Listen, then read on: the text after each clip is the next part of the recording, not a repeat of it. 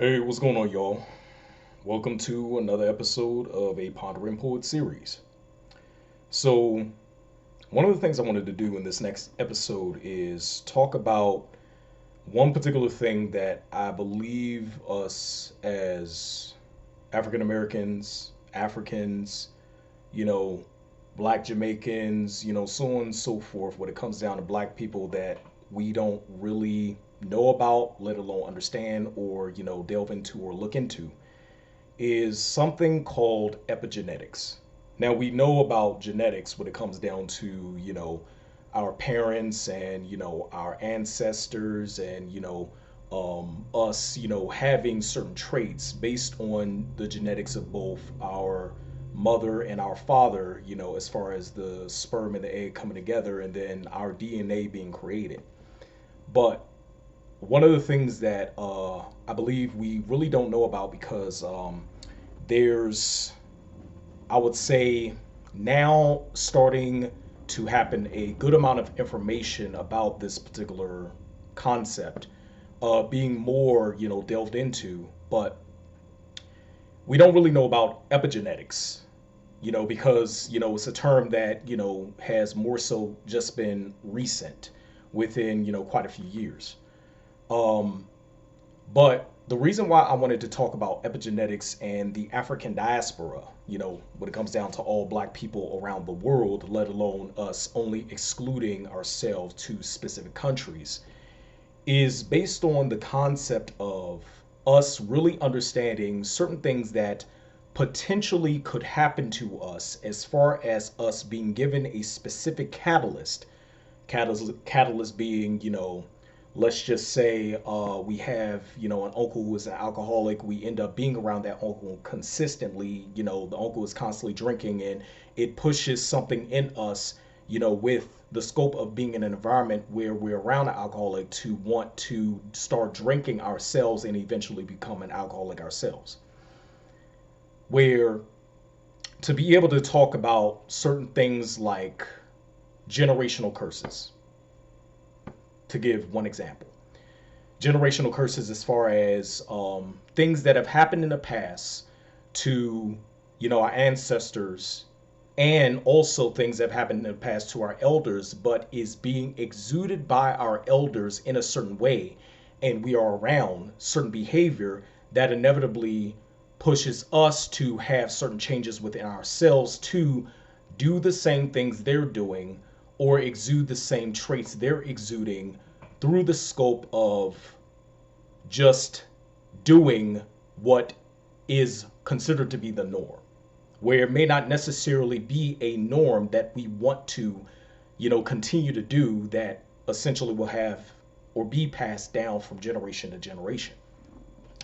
But essentially, when it comes down to epigenetics, so think about, to give an example, to really go into detail, but then I'm gonna kind of break it down also.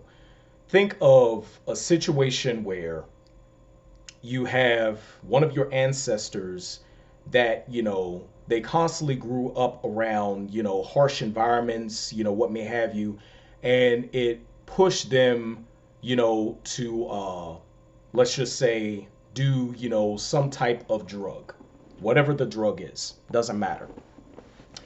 Now, that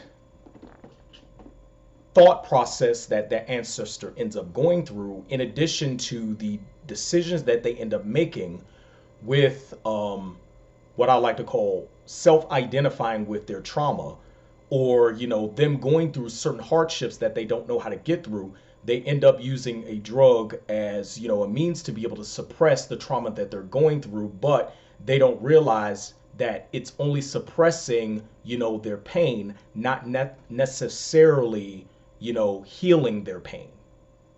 So they end up going through those things. Now, certain things happen, in the scope of DNA. One of the things that happens is called DNA methylation. DNA methylation. So DNA methylation is essentially where there are certain traits within your DNA that are dormant, but then other traits within your DNA that are present. Okay. we don't necessarily know which traits are going to be dormant or present when it comes down to the scope of the sperm and the egg coming together, where certain things within your DNA, based on the egg and the sperm coming together, are erased. But through the process of the DNA methylation, there is a potential for certain traits to, go from dormant to being present. Okay. Now, this can happen in several ways. The first scope of epigenetics, was, the observance of plants. Plants, having certain traits, so on and so forth. But also, one of the things that we have to think about is certain things that have happened historically to certain people that will push you to have certain things surface in yourself that you don't realize maybe could be for your benefit or others' benefit that are around you, or your detriment and others' detriment that are around you. Where do we want to essentially exude the same traits in the scope of self-identifying with traumas that our ancestors have gone through, now that we have a catalyst within our environment that presents us with a certain level of trauma that pushes us to do certain things that's just a continuation of history? Do we want to do that? To give an example, one big example. I mean, we could go through the African diaspora when it comes down to, all ones of African ancestry going through slavery, colonialism, and imperialism. One of the things that we could do is we could talk about slavery, to give an example, when it comes down to the traumas of, Africans being brought to the New World as slaves, and them going through the traumas of having their children stripped from them while the children were in the womb, them being raped, both the men and the women, going through traumas such as the aspect of how religion was used as a placeholder in their mind to push the slave to be able to see their masters as divine through the symbolism of the white Jesus. We can go through those particular things. But then again, how do those things affect us now with us having certain catalysts and no reform plan of us not being able to exude certain epigenetic traits through the scope of being given different catalysts that have not been seen as, okay, we don't need to look at this catalyst in this way, we need to look at it in this way? Do we have a mindset of pushing ourselves to have our own reform plan that was never given to us when it came down to our ancestors going through so much crap? Do we push ourselves to have a sense of responsibility and accountability for ourselves individually, and not look towards someone else to save us from certain things that may surface in us based on certain traumas that we end up going through within the scope of present time, that mimics or mirrors what happened back in the day, but it's not exactly, the exact depiction of what happened back in the day? To give an example, police brutality.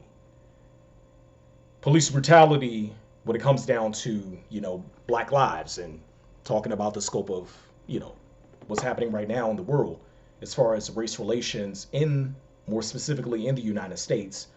But, there's a stance right now when it comes down to race relations around the world because of the organization or the idea of Black Lives Matter. Even though the organization exists, these issues are still going on. They're still occurring. Where are we just going to continue to do the exact same things that have been historic in the scope of trying to share our voices through the scope of morality, Or are we going to understand certain levels of power that we need to exude so these things, as far as the catalyst for trauma, don't continue on, which can also contribute to the resurfacing of certain things within us that is a continuation of epigenetic traits consistently going on? Are we going to understand that we must have a particular reform plan in the scope of not seeing certain things in a certain way that we have seen them in a certain way for so long? Giving other examples, one of the things I was talking to one of my family members the other day in reference to what are the, I say, five taboo topics, the five taboo topics. And this is one of the biggest issues that we have in the scope of what I like to call the five taboo topics, where they can clue into the continuation of the traumas that we hold within ourselves based on epigenetic traits that surface in us continuously because we don't have a source of a reform plan in not exuding certain traits that are traumatic. Five taboo topics. You have politics, race, sexual preference, religion, and finance. Okay? Politics, race, sexual preference, religion, and finance. Okay? Thinking about those five things. All right? Definitely, we know that, when it comes down to politics, a lot of black people around the world are very divided in politics, not only culturally, but also, nationally, definitely divided when it comes down to politics. Definitely when it comes down to race, the understanding of race, there's, a lot of separation on that, because a lot of people, within the black race or in, the African diaspora, you have race that also ties to a certain person's culture, and they more identify with their culture than with the race itself, because we have been pushed for so long not to trust one another, even if we're black, period. Then you have, let's get to finance. Then you have finance when it comes down to scope of the consolidation, of capital, consolidation of money, when it comes down to being able to have a stance on us, coming together as a people, being able to bring money together, so on and so forth. That is not prominent within us, because oftentimes we end up purchasing things, that we need and we don't need, from others, not within our race. And then we inevitably just give our money away, which in essence gives power away, to ones that are of non-African ancestry. I mean, but we can go into details of what non-African ancestry and African ancestry is. We end up, having, this stance on just thinking that when it comes down to these five things, religion, we end up having a stance on, like, okay, where we may have a religious stance, but in the scope of religion, we don't necessarily believe, what somebody else believes, because there are so many different denominations of religion. There are so many different religions, let alone denominations. You have us being separated by religion, but then there's a greater separation when it comes down to the denominations and sects, sects, sects of different religions that separate us even more. And then it's like all of this separation occurs, and a lot of the separation has been based on others intervening in how we see one another, how we choose to see one another. And it's disheartening. It puts us in the disposition of not being able to work together. It puts us in the disposition of not being able to understand what we need to do when it comes down to coming together. And then, going into sexual preference. Sexual preference in itself, you know, we are extremely divided on. You know, I definitely say, give an example when it comes down to being in the United States and um, the stance in the United States on LGBT, and then the stance when it comes down to, you know, most blacks actually having a mindset of being conservatives. You know, there's dissension in itself on that, where, you know, for so long, you know, certain levels of bigotry, certain levels of hatred have, you know, been exuded. But, you know, you have a lot of ones that seriously believe, if you don't believe what I believe, or if you have a difference of opinion, then that means you hate me. And that's really not the case. Because you have a difference of opinion and you're willing to exude why you have a difference of opinion, you know, a lot of people to this day and age, having a common thought process or being at a lower thought frequency, you know, will inevitably believe that, oh, well, since they don't believe what I believe, or since they don't understand, you know, what I believe, then they must hate me. You know, they must hate me as a human being. They must hate me because of what I believe, so on and so forth. And then we end up having that stance within the African diaspora where inevitably it just continues to separate us. And why have these things been separating us? You know, what has happened in history when it comes down to being able to understand the roots of the fruit that we are dealing with right now? What has continued to separate us? It's the continuous conditioning of how we see certain things in the ways that most cases have been introduced to us through a certain period of time, that was either introduced to us or reintroduced to us in various ways. And now we are just in a stance of thinking that, okay, this is what we are about as a whole, or this is what I'm about. Screw what you think, screw what you believe, you know, because in this world today, to each his own. I can believe what I believe as an individual. You can believe what you believe as an individual. There's hardly any establishment of collectivism when it comes down to the African diaspora or black people around the world, because we have been separated through so many things that either have been introduced to us or reintroduced to us through the scope of eugenics,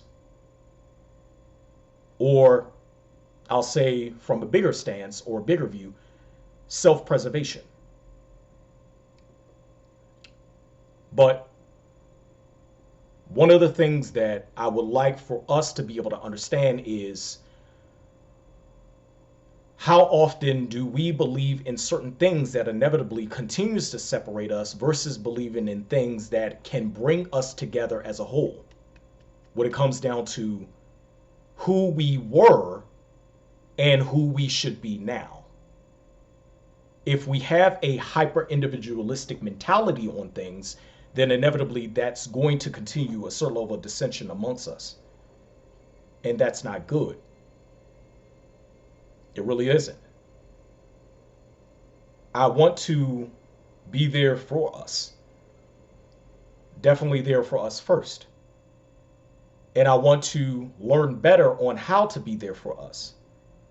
But if we continue to establish a environment or several environments where we continue on with just doing things that suppress our trauma, doesn't help us to become aware of our trauma so we can go to the healing process, then we'll just be continuing generational curses as long as we want to, within the scope of believing that each of us are just individuals.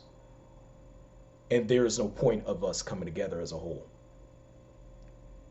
With that said, I'm Frank, and this is another episode of a Pondering Poets series. Y'all have a nice day. Bye.